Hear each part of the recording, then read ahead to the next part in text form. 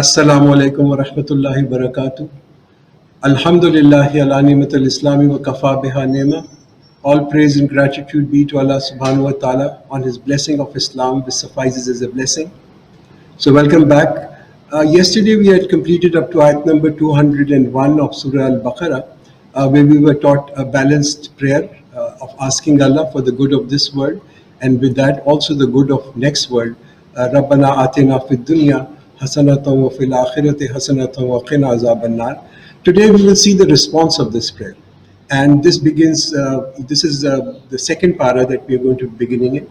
And today, inshallah, we will cover ayat number 202 to ayat number 252. So the response of this comes from Allah, our prayer, Ulaika lahum nasibum mimma kasabu, wallahu sari'ul hisab, and such shall have a reckoning of what they have earned, and Allah is swift at reckoning. So what Allah is really telling us over here, Allah subhanahu wa ta'ala, that after prayers, after you make a dua, don't be complacent. Don't be self-satisfied and become lethargic. Instead work, instead strive. And that's the mizaj of Islam. Nowhere in Islam you would find that just prayers are sufficient. With prayers you need to put in your effort, and those are needed for the results. Now next ayat we're going to go back to Hajj, because if you recall last time we were talking about Hajj and all the ahkam relation to that. Couple of ayats for that, and then we'll move on to new subject. So ayat number 203, and remember during the numbered days, then whoever hurries away in 2 days, there is no sin on him, and if anyone delays, there is no blame on him. Hence remain conscious of Allah and know that to him you shall be gathered. So this is talking about the 3 days of Zil Hajj, which is the 11th to the 13th, which are also called the Yom Tashriq, which are the days when people stay in Mina. People can stay there for 2 days, and that's fine. And if they extend it for 3 days, then that's also fine. Next ayat, and among the people is he who talks about worldly life, impresses you, and he holds Allah witness to what is in his heart, though he is exceedingly argumentative. So Quran warns us about these sweet talkers, and also highlights the power of speech, the power of words, because if they are misused, they can make a non-issue an issue, and just to confuse and just to puzzle people. What Quran's message is, just rhetoric and mixing truth and with untruth is not really desirable. This is not the thing. You need to think what people are saying and what their action and deeds are. Sometimes you hear these talks, these talks about the new world order where peace and protection and security will be there. But in reality, when we see, things are very different. So don't be impressed with word. Don't be such a simpleton. Look at the reality. Look at the reality of truth. Just don't go for words and appearance. And when he turns back, he strives in the earth to spread corruption and destroys the crop and progeny. And Allah does not love corruption. No religion in this world encourages destruction.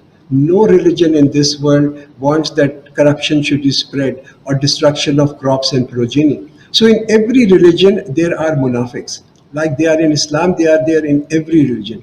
People say all the right things, but in reality it is their self-interest that they are promoting. They misuse resources, they abuse resources, they destroy the ecosystem, they cause social pollution, they destroy institutions of marriage, family units are broken down. List is endless, and these are just words. When you hear the words, you would think that these people are great reformers. But in real action, when they turn back, they will spread corruption in the earth and destroy the crop and progeny.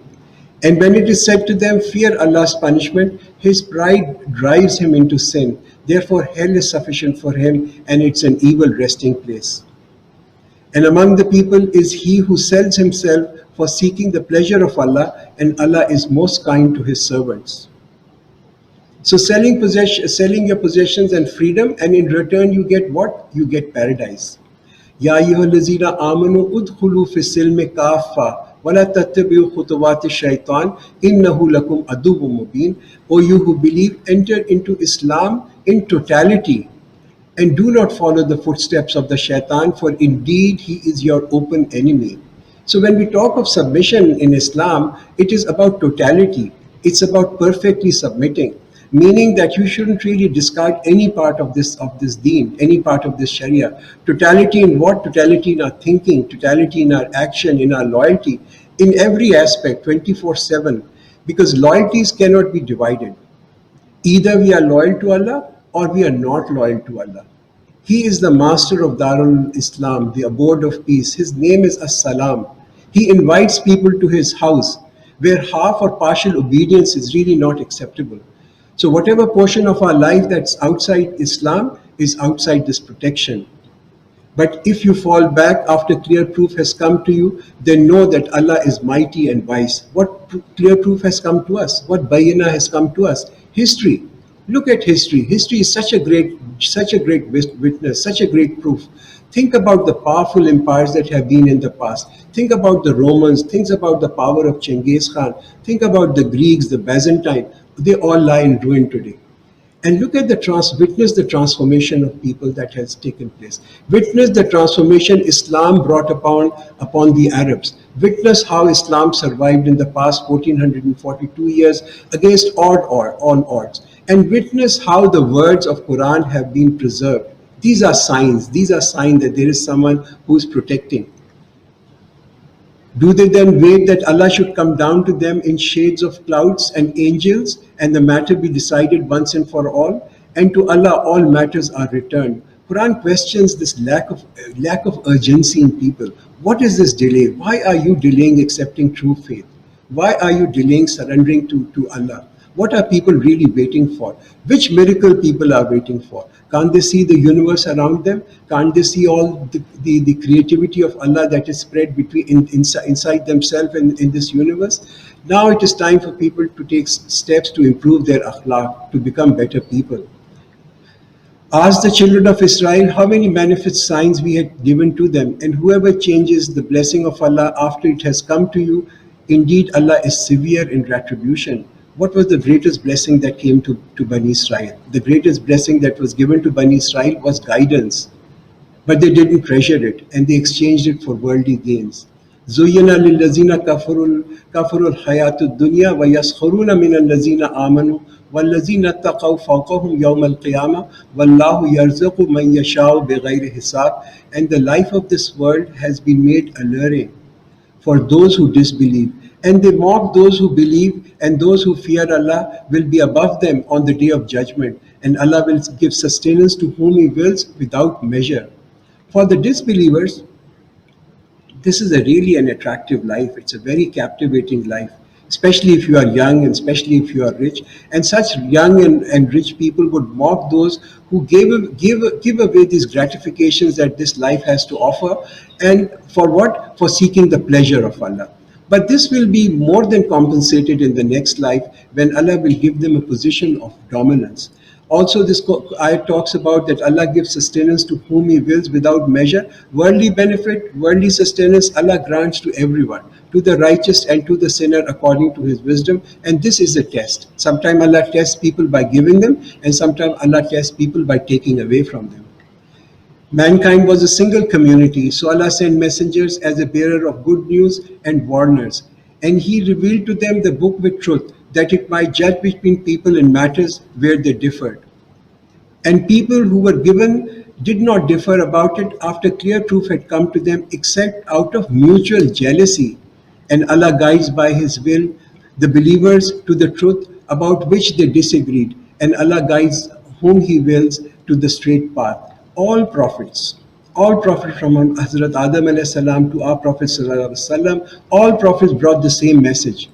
That is why mankind is a single community. Then people, due to jealousy, they created differences among them. They wanted to rule them. They wanted to guide, to control them.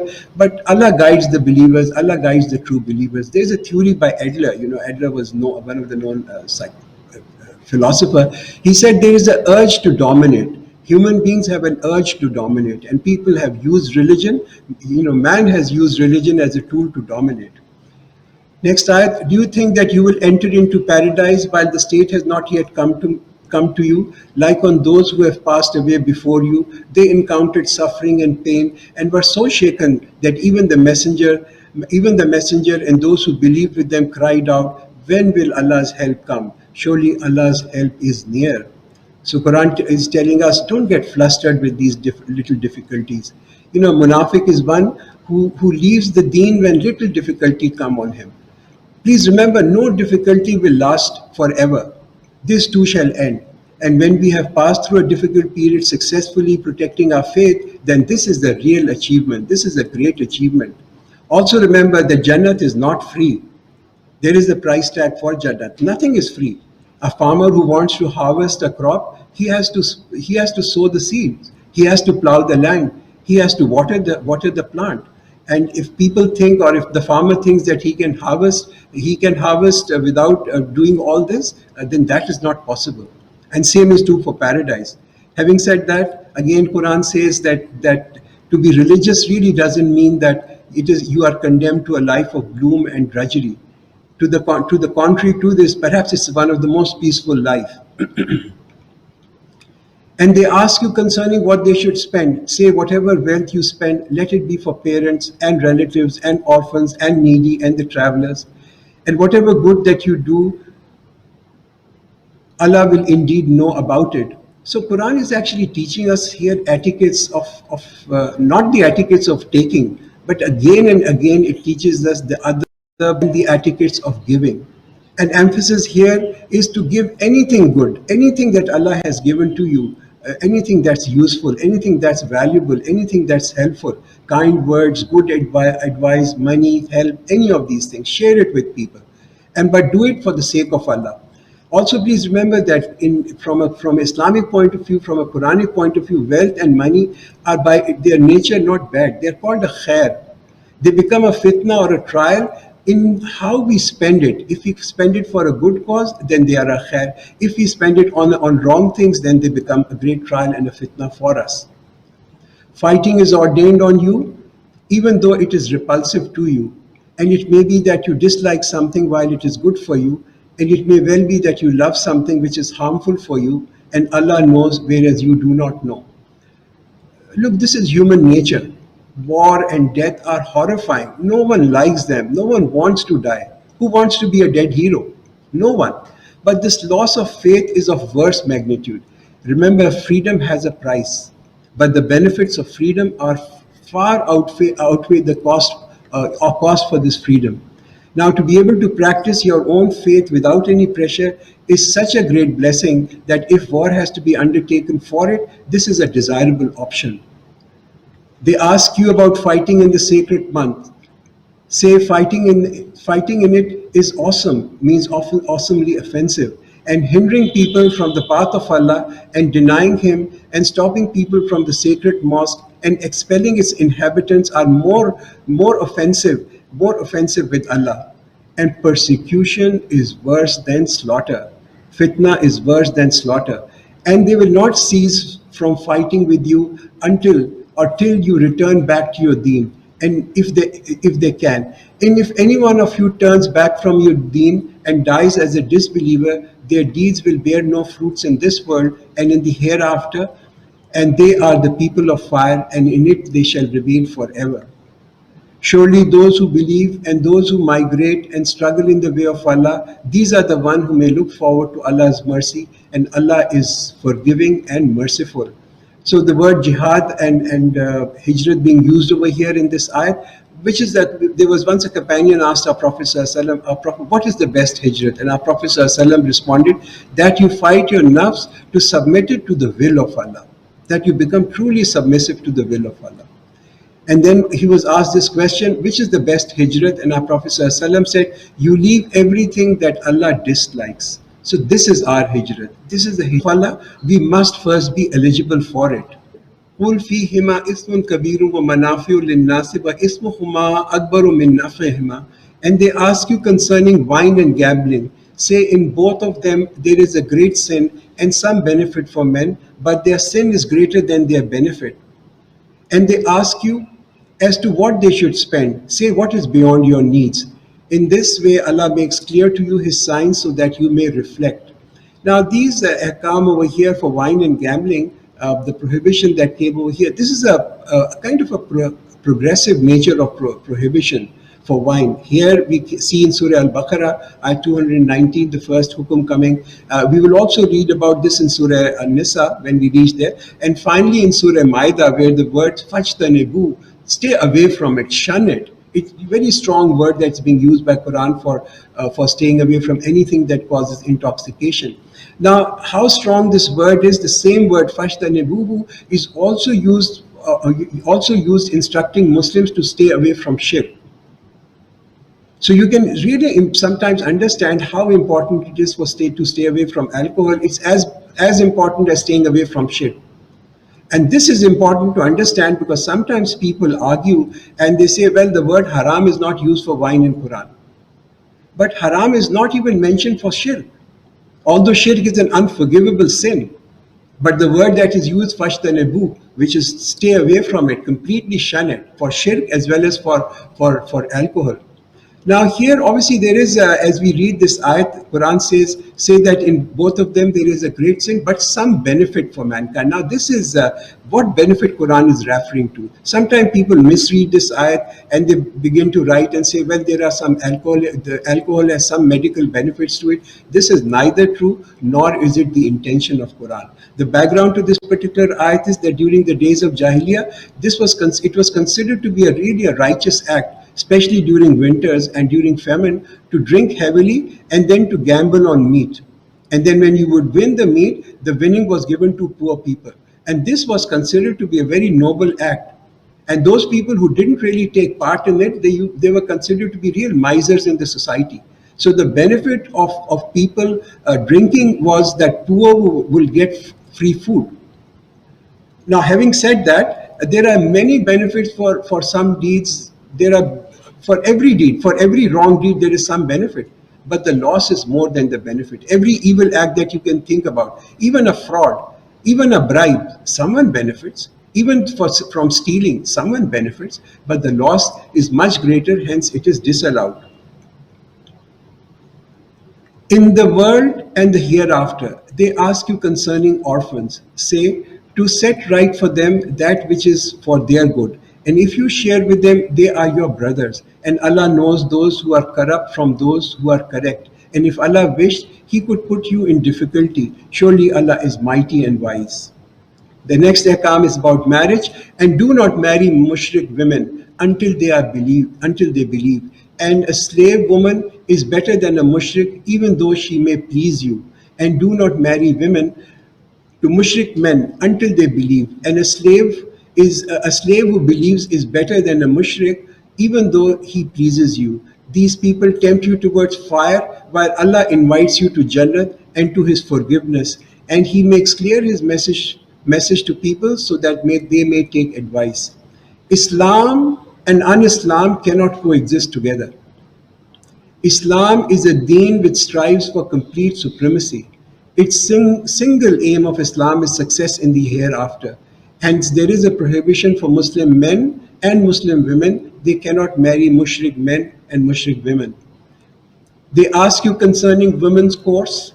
Say, in it is an uncomfortable condition, so keep away from women in this condition and do not approach them till they are clean. And when they have cleansed themselves, then go to them from where Allah has ordained. Surely Allah loves those who constantly turn towards Him and love those who purify themselves.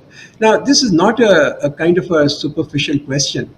There are lots of matters that are really related to this, this concern being raised over here. Matters like divorce, matters like parenthood of an unborn child, inheritance, fasting, salat, all these matters are related to this issue of this women issue. But what Quran prohibits over here is associating with them at this time, and that is strictly prohibited. It's not just in Islam, but it is prohibited in all religions, even religions which are not revealed, like Hinduism, like Sikhism, all these religions, like Taoism, Maoism, in all these religions, of course in Islam, in Christianity and Judaism. But however, Islamic view is a little balanced as compared to some other religion where women do not become untouchable during this particular time. Your women are your tillage for you. So come to your tillage from wherever you lie and send ahead for your soul and be conscious of Allah and know that you will encounter Him and give good news to the faithful. So wives over here, women that is used over here is as a relationship of a wife. Now wife is compared to land. This is because, and this is for wife, this is not for women, this is for a husband and a wife that this ayat is there. Meaning that as a wife, a woman is protected. See, she is not just there just for entertainment. She is not the moon and the star just to enjoy the beauty for some time. Land is different. One needs to take care of the land. The more one takes care of the land, the more benefit you get from land. So your wife is not like a flower in the garden which can be appreciated and discarded when the needs are fulfilled. Who respects a flower? Who respects a butterfly? It's very interesting that when you call a woman a moon or a star, she feels happy, but when you call her a land, she sometimes feels offended. But remember, sun and moon are free for everyone to enjoy. Land is not. And do not make Allah's name an excuse in your oath except to your being righteous and be conscious of Allah and promotion of peace between people, and Allah is all hearing and all knowing. And Allah shall not take you to task for what thoughtlessness is there in your oaths, but He shall take you to task for what your hearts have incurred, and Allah is all forgiving and all forbearing. Qasam khana, to take swear in the name of Allah. So there is a hadith in which our Prophet ﷺ said, if anyone takes a solemn oath and realizes that something else would be more righteous, let him then do which is more righteous and break the oath and then atone it. And what is the atonement? Atonement is feeding 10 poor or clothing them or liberating a slave or fasting for 10 days. Those men who take an oath for abstinence from their wives should wait for 4 months. So if they take them back, surely Allah is forgiving and merciful. But if they resolve on divorce, Allah is indeed all hearing and all knowing. This is referring to an oath which is called the oath of Ila. It used to be a custom that men sometime or husbands in a state of anger, they would take an oath and say we will not approach our wives or not approach our wife. Now this resulted in great unfairness. The unfairness was that the wife is neither now married nor she can remarry because there is an oath being taken by the husband. So here Quran stipulates a period of 4 months, and this applies to those people who have taken an oath for separation. Without taking an oath for separation could be for any length of time. And divorced women should keep themselves in waiting for 3 courses, and it is not lawful for them that they should conceal what Allah has created in their wombs, if they believe in Allah and the last day. And their husbands have a better right to take them back if they desire reconciliation. And women have a right in relation to their responsibilities according to what is equitable. But men are a degree above them, and Allah is mighty and wise. Men have responsibilities. Men also have certain authority in case, when you look at a family unit of a husband and a wife, they are the providers of the family. They are responsible for the provisions. They are responsible for protection. They need to take care of the family. They need to take care of the wife and children. Now, if the distribution of rights and responsibilities at home are balanced, the whole society is balanced. But Quran also uses the word towards the end and says, but men are a degree above them. This is only as a husband, not as men in general, that they may be above women. Certainly not the intention. As a husband, a man is above. But men are as a husband must also know that while they are above in a household, but they also should know that Allah is above them, because Allah uses the word, and Allah is mighty and wise. He is above the men. Now the temperament of Islam is that it wants to maintain the married state as much as possible. But indefinite strained relationship is harmful for the entire family, for the husband, for the wife, for children, for both the families. Hence, divorce is permitted, and as we see in the next ayat, which is ayat number 229. Divorce may be pronounced twice. Then keep them properly or let them go with kindness. It is not lawful for you to take any gift or anything except in case they fear that they cannot keep the limits imposed by Allah. But if you fear that you cannot keep the limits imposed by Allah, then if she gives something for her freedom, there is no blame on them. and these are the limits of Allah, so do not exceed them. And whoever exceeds the limit of Allah, then the limits of Allah, those are the unjust. So here Quran actually is referring to divorce in case of mutual incompatibility, and that is permitted, that is allowed. But to prevent permanent damage due to his decision, sometime in anger, sometime in irritation, pronouncing divorce once is enough. So here Quran says divorce may be pronounced twice, which means there are two, and the strike three is the last strike. But pronouncing divorce is enough to begin the process, and then there is a whole period of iddat for that. Now, if divorce is pronounced for the third time, it becomes irrevocable. Now, also Quran says over here is that if she gives something for her freedom, there is no blame on them, which means Quran gives women the right to seek khula, which means that she can annul the marriage, she can break the marriage, in which case she has to only return the meher or the gifts that have been given to her. So if you divorce, she shall not be lawful to him until she marries another husband. Then if he divorces her, in that case there is no blame on them if they reunite, provided that they keep the limits of Allah, and these are the limits of Allah which He has made clear for people who have knowledge. So remarriage, after pronouncing 3 divorces, remarriage is only possible by a way which is what you call a hila. This is, like I said, a woman who has been divorced thrice. She has to marry another man who also divorces her on a free choice and free will, and then she can remarry the first husband. Now, it is important to note that the divorce from the second husband must happen on its own, and it is not a precondition to marriage. Please remember that the intention in any nikah is to establish a family and not for the purpose of hila.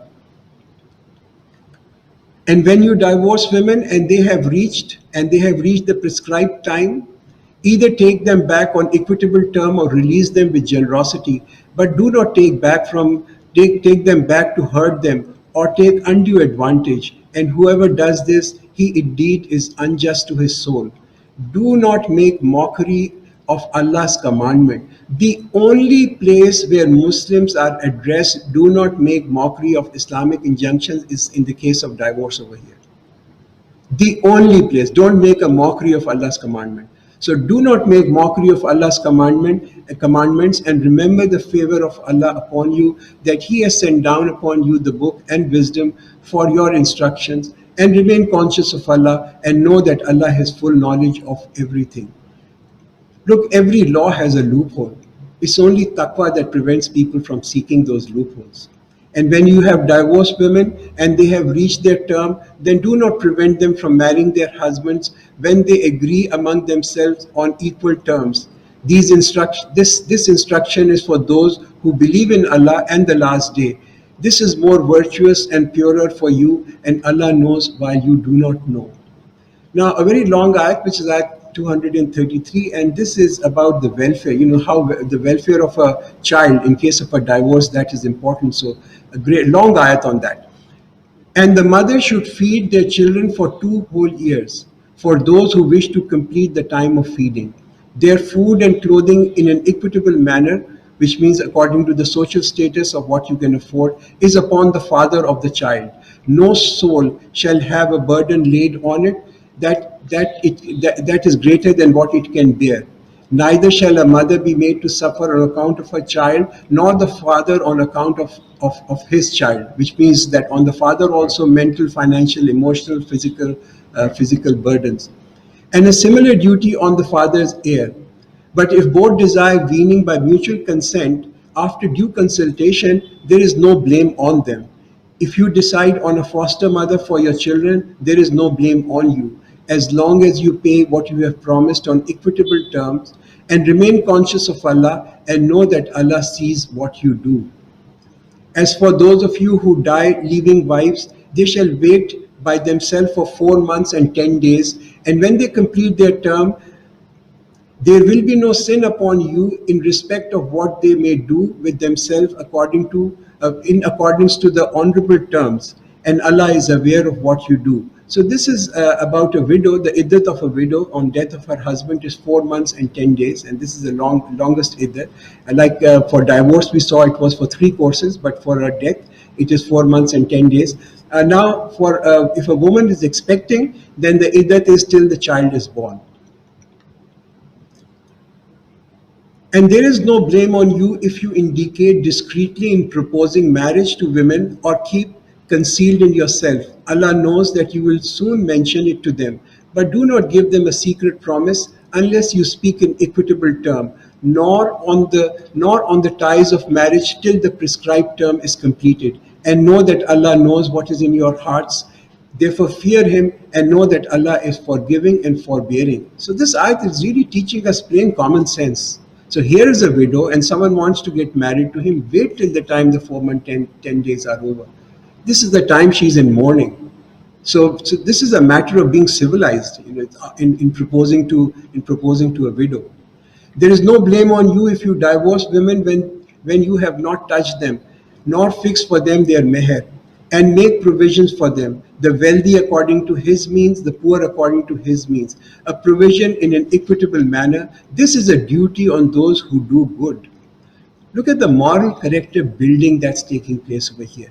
That here a man is being instructed that if you divorce your wife even before you touch them, before you consummate the marriage, then even then if the marriage is dissolved in an early stage, give them something out of your wealth.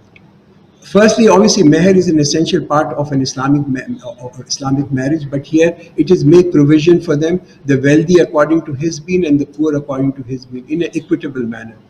And if you divorce them before you have touched them, but have fixed their meher, then pay them half of what you have fixed, unless they relinquish, or he should relinquish in whose hand is the marriage ties. For you to forego is nearer to piety, and do not forget kindness amongst yourselves. Surely Allah sees what you do. So this is the status. Man's status demands that he should be kindly disposed towards women. Muslim men are supposed to be magnanimous. Muslim men are supposed to be generous, particularly when they are dealing with wives whom they are divorcing. Even in that case, they are supposed to be generous. They need to look after them. They need to give to them more than what their due share is. The Quran says if you fix the meher, at least give them half the meher, but if you give them full, that's even better. This is how generous Muslim men are supposed to be. Be watchful of your prayer, especially the middle prayer, and stand in obedience to Allah. The rule of this deen of Islam is in namaz. Anyone who guards his namaz is protecting his deen. And anyone who wastes his salah has squandered his deen. The majority of scholars are of the opinion that this refers to Asr prayer. There's a hadith, which is a Sahih hadith from the book of Muslim, where our Prophet ﷺ said, someone who loses his Asr prayer is equivalent that his wealth, his family, and his children are destroyed. What a calamity. Can you imagine this calamity? This is a calamity we must feel if we lose the Asr prayer. But if you are in fear, then pray on a foot or on a horseback, and when you are again in safety, remember Allah as He has taught you what you did not know. So prayers are not even exempt when we are in a state of fear. Say your prayers walking, say your prayers riding a horse, meaning that you cannot stop because of some fear that may be there in the surrounding areas. Those of you who die leaving wives shall make a will for their wives, providing for a year without turning them out. But if they leave, there is no sin upon you in respect to what they may do with themselves, observing honorable norms. And Allah is almighty and all wise. And for the divorced women, provision according to what is equitable. This is a farz. This is a duty on those who fear. Again, instructing men to be magnanimous. This reduces the bitterness of talaq. Talaq is always a bitter. Divorce is always a bitter thing. Nobody, loves someone and then divorces. There is a bitterness that is there. To reduce that bitterness, you need to be generous and magnanimous. Our Prophet ﷺ at the time of death, he said 3 things. I enjoin you regarding salat, I enjoin you regarding namaz, slaves and women, which mean your wives. Thus does Allah clarify His signs to you, so that you may understand or you may apply reason. So now turning our attention again to Bani Israel. Have you not regarded those who left their homes in thousands, apprehensive of death, whereupon Allah said to them, die, and then He revived them? Indeed, Allah is gracious to mankind, but most people do not give thanks. So here is a reference to Bani Israel who, despite being in large number, left their homes due to fear. The moral is that if we are not prepared to fight for our faith with our resources and our lives, we will lose everything. Fight in the way of Allah, and know that Allah is all hearing and all knowing. Who is it who gives a loan to Allah, a beautiful loan which Allah will increase manifold for him, and Allah takes away and Allah gives abundantly, and to Him you shall all return.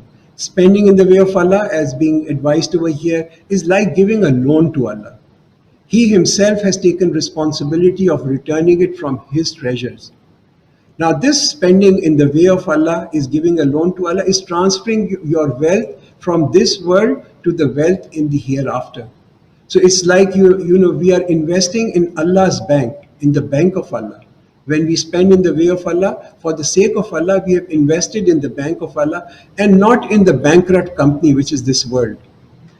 Have you reflected upon the leaders of Bani Israel after Moses? They said to their prophet, appoint for us a king so that we may fight in Allah's way. And he said, is it possible that if you were commanded to fight, you will not fight? They said, and why should we not fight in Allah's way when we have been driven out of our homes and our children? But when fighting was ordained for them, they turned back except a few. But Allah has knowledge of those who do wrong. So this is being mentioned over here, that a prophet was appointed. They said to their prophet, who was this prophet? The prophet has not been named in Quran, but if you were to look at Bible, you would see the name of this prophet coming as Samuel, and he was sent to Bani Israel after Hazrat Musa alayhi salam, and this time was around 1150 BC. And their prophet said to them, surely Allah has chosen for you Talut as a king. They said, how can he be a king over us when we have greater right to kingship than he, and he is not even gifted with abundance in wealth? Their criteria was the king should be the richest man in the tribe. He said, which means the prophet said, certainly Allah has chosen him in preference to you and gifted him abundantly in knowledge and physique. And Allah grants His knowledge to whom He pleases, and Allah is all embracing, all knowing. Talut was a very poor person in this tribe, but he had two strengths. One, he was very strong, physically he was strong, and number two, he was exceedingly knowledgeable as a person. Now the real sickness of a nation, as you see in Bani Israel over here, is when position and posts are assigned to people only because of their wealth and because of their status. Right? Money is not the merit, what Quran is telling you. Money is not the merit. The criteria in appointing leaders should be knowledge and capability. And the Prophet said to them, surely the sign of His kingdom is that there shall come to you the chest in which there is peace from your Rabb, the remnants of what the followers of Moses and Harun left, carried by the angels, and surely there is a sign in this for those who believe. Now Quran is referring to the Ark of Covenant, which had been lost by Bani Israel, and then it was returned back. It contained the engraved stone of the relics of Hazrat Musa alayhi salam and Hazrat Harun alayhi salam. And this ark had a very special significance in prayers in Judaism. This was like the Kaaba. Like the Kaaba is for Muslims, this Ark of Covenant is for Judaism. And taking away and the return of this ark was not just a casual incident, but it was a sign. So when Talut set out with his forces, he said, Allah will try you with the river. Whoever drinks from it, he is surely not with me.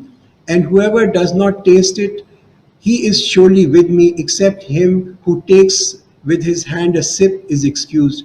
But they all drank of it except a few of them. So when they had crossed it, he said, he and those who believed with him said, we have no power today against Jalloo and his forces. Those who were convinced that they would meet Allah said, often a small group overcame a mighty group by Allah's will, and Allah is with the steadfast. Now, Talut proved why he was selected to be a leader. His wisdom and his foresight. He tested his army before the battle to see how disciplined this army was.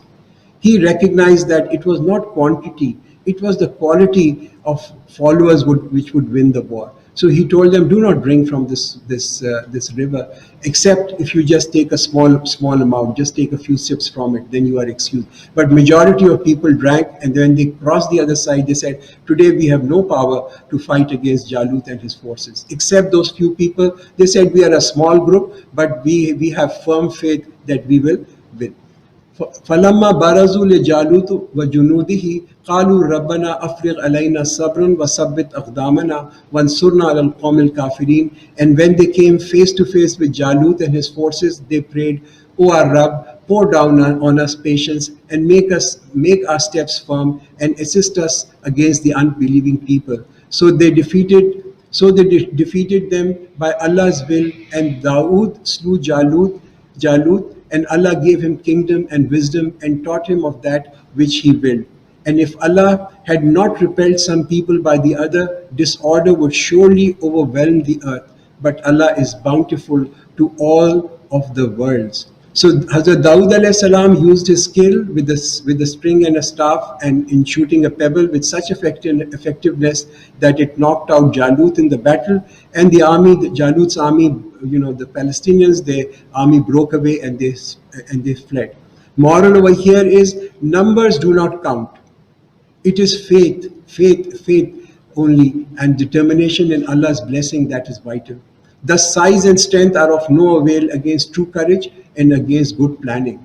A vital ingredient is obedience and discipline. So the last ayah for this evening, Tilka ayatullahi natluha alayka bil haqq wa innaka laminal mursaleen. And these are signs of Allah which we recite to you in truth, and you are indeed of the messenger. So our Prophet ﷺ had no way of knowing the truth from error unless Allah informed him. So barakallahu lana wa lakum fil Quran al-Azim wa nafana wa iyyakum bil ayati wa zikr al-hakim.